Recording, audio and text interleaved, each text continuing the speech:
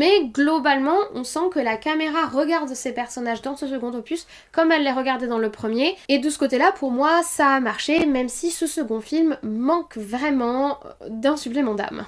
Et ce manque de supplément d'âme, on le remarque dans deux éléments, et le premier, c'est la bande sonore. On est toujours sur la forme du film, on va être vraiment sur la création de l'ambiance du film, et là on a un réel souci de comparaison en fait. C'est pas un souci à proprement parler, parce que la bande sonore de ce second opus c'est pas mauvaise, mais par rapport à la qualité de la bande sonore de Hans Zimmer dans le premier film, il y a une énorme différence. C'est abyssal. C'est vraiment abyssal comme différence. Et c'est d'autant plus fort que il ramène un petit peu les airs du premier film, le thème en fait de Maximus qu'ils font revenir de temps en temps quand on évoque la mémoire de Maximus dans ce second opus.